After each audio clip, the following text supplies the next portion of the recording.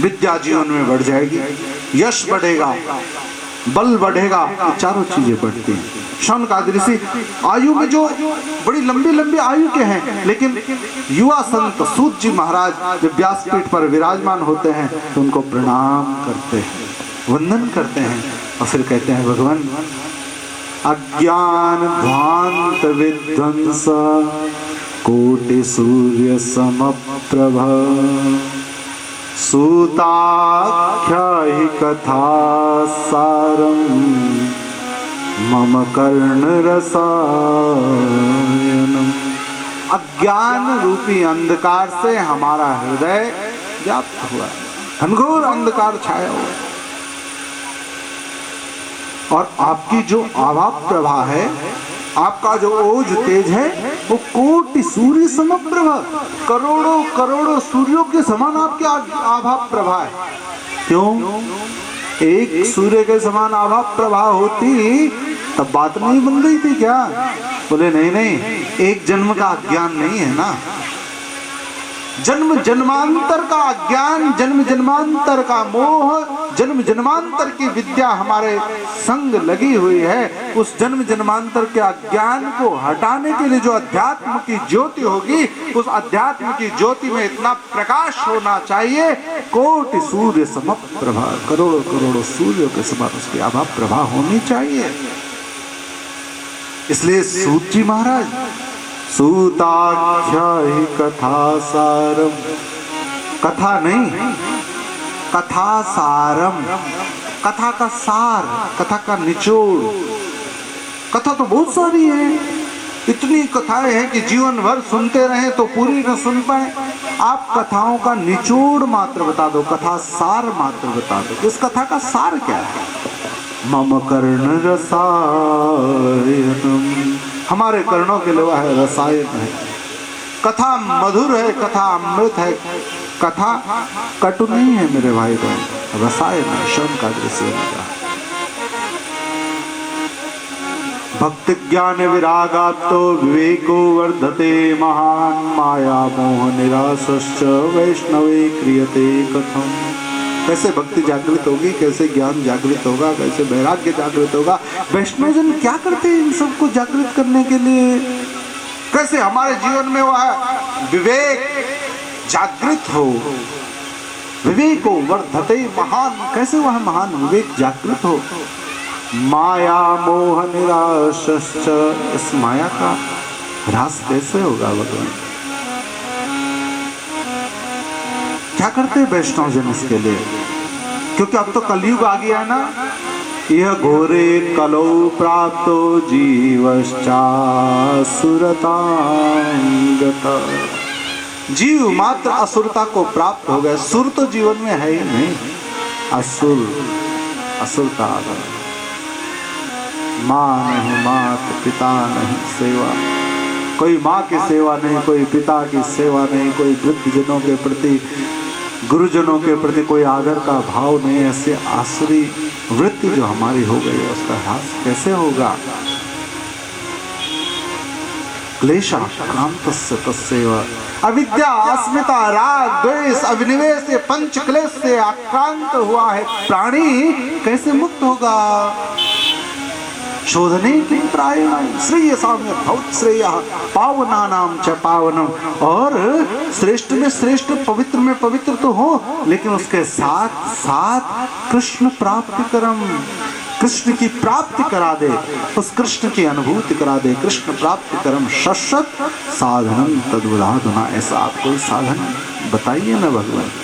ऐसा शौनकादि ऋषियों ने प्रार्थना करते हुए निवेदन किया सूत जी महाराज से, और सूत जी महाराज ने कहा, ऋषियों,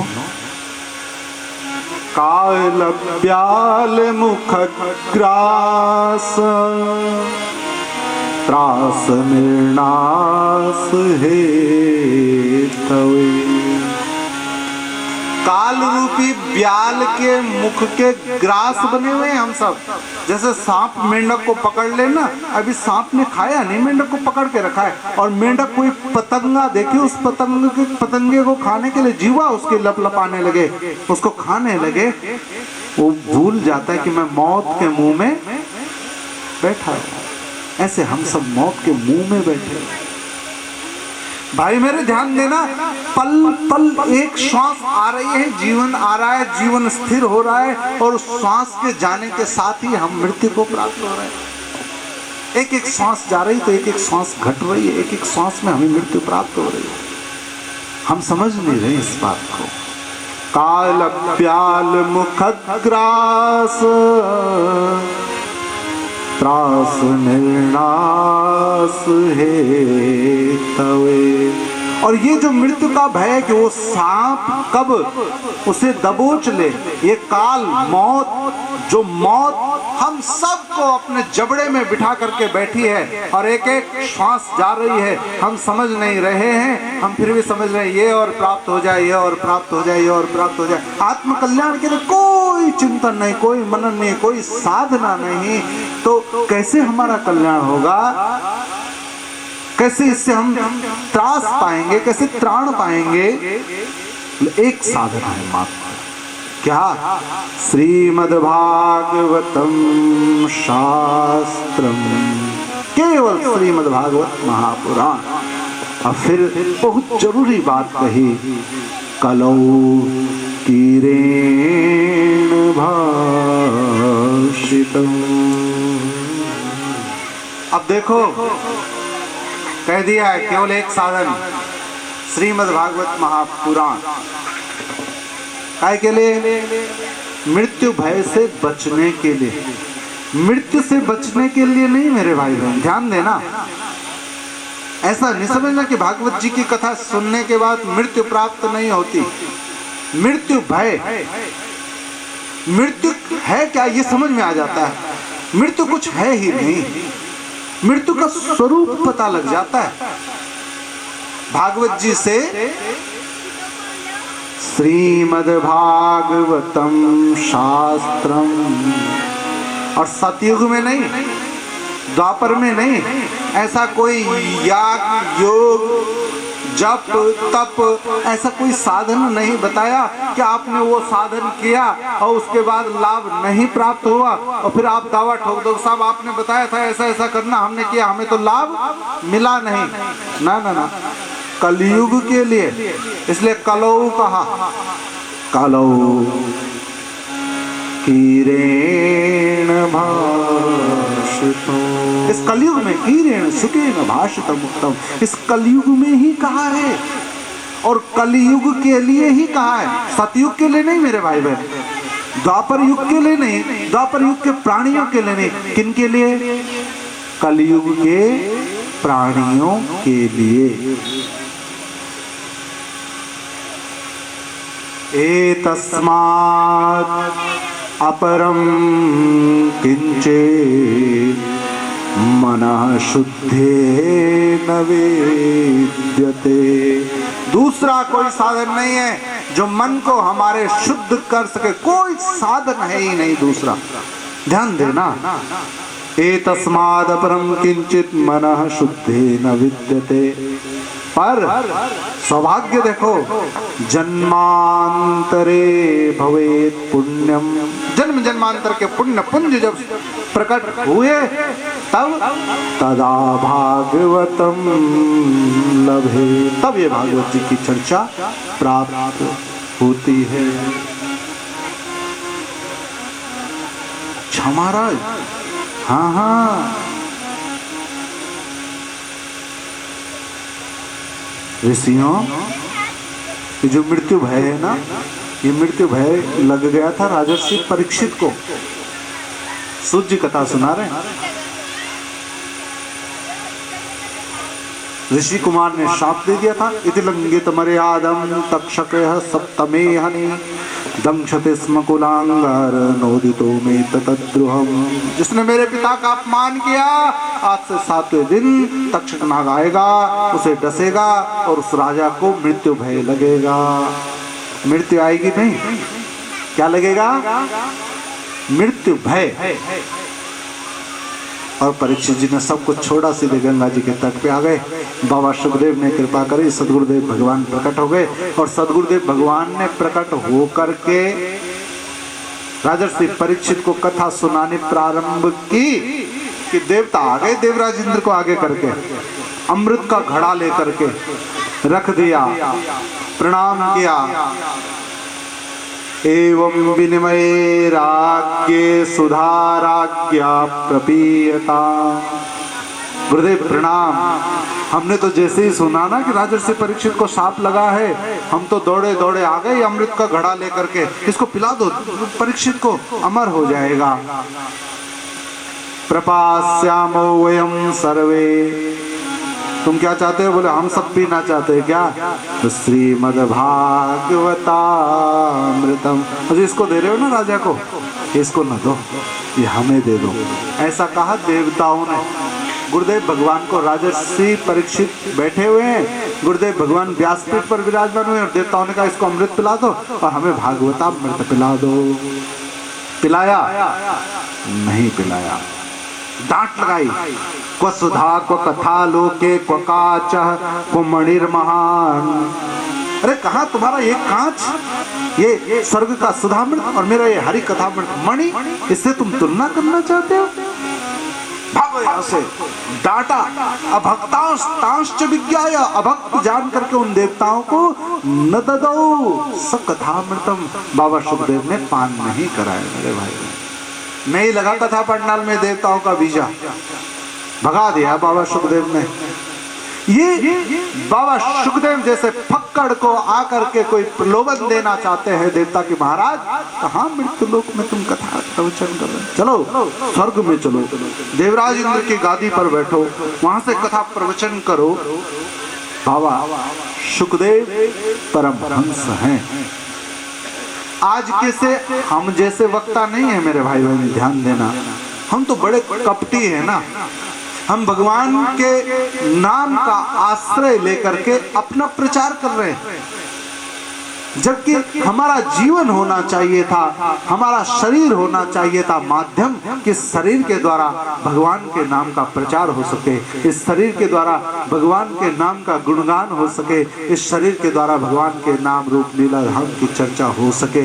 लेकिन हम कलयुगी वक्ता आज पोस्टर भी छपवाते हैं, बैनर भी छपवाते हैं, तो ठाकुर जी का फोटो कहीं कोने में छोटा सा रहेगा और अपना फोटो उस होर्डिंग में बड़ा सा होना चाहिए। श्रीमद् भागवत महापुराण की कथा हो रही है, ये छोटे छोटे अक्षरों में रहेगा, लेकिन उस कथा के कथा व्यास कौन है भैया? उसको जरा मोटे अक्षरों में कर देना, उस पर बढ़िया सी लाइट डाल देना। व्यक्ति व्यक्ति ने प्रचार बना दिया है, भगवान के नाम को माध्यम बना दिया। बाबा सुखदेव वो वक्ता नहीं है।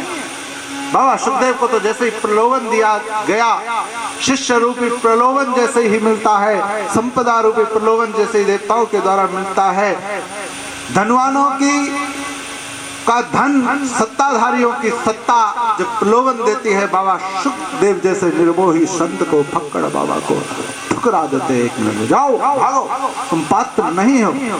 परीक्षित की ओर देखा, तुम पीना चाहते हो क्या? परीक्षित भी बाबा सुखदेव का श्रोता है, हाथ जोड़ करके कहता, गुरुदेव आपसे पहले आ गए होते तो शायद मैं गलती कर लेता, लेकिन देव से पहले मेरे जीवन में गुरुदेव आए हैं, अब ये भूल मैं नहीं करूंगा। मुंडी हिलाई और भगाया देवताओं को वहां से।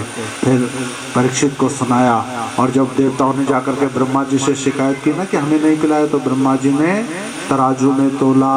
सत्यलोके तुलाम बद्ध्वा तोलयत् साधनान्यज लघुन्यन्यानि जातानि गौरवेण इदं महत्। सब साधन एक और रख दिए, एक और केवल श्रीमद् भागवत महापुराण, और श्रीमद् भागवत महापुराण का पलड़ा भारी पड़ गया।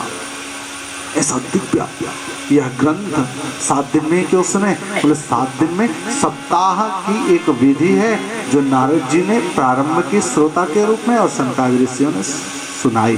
क्यों सुनाई? तो ये चर्चा बताई। नारद जी गए बद्रीनाथ, और वहाँ नारद जी ने उस स्वर्ग से देखा पृथ्वी लोक को, पृथ्वी में घूमने के लिए आए। यहाँ पर नारद जी ने पृथ्वी में सब तीर्थों में, हरिक्षेत्रम कुरुक्षेत्रम श्रीरंगम सेतु बंधनम एवमादिषु तीर्थेषु ब्रह्मवाण इतस्तथा, सब तीर्थों में गए, सब नगरों में गए, गृहस्थियों में गए, सन्यासियों में गए, वानप्रस्थियों में गए, विरक्तों में गए, लेकिन कहीं धर्म नहीं दिखा नारद जी को। नापश्यत कुत्रचित धर्म, धर्म नहीं दिखा। कैसा धर्म? धर्म तो दिखाई दे रहा है, धर्म कम थोड़ी है मेरे भाई बहन। धर्म के तो बड़े बड़े आयोजन हो रहे हैं आज, बड़े बड़े आयोजन, बड़े बड़े पंडाल, बड़ी बड़ी चर्चाएं धर्म पर हो रही है।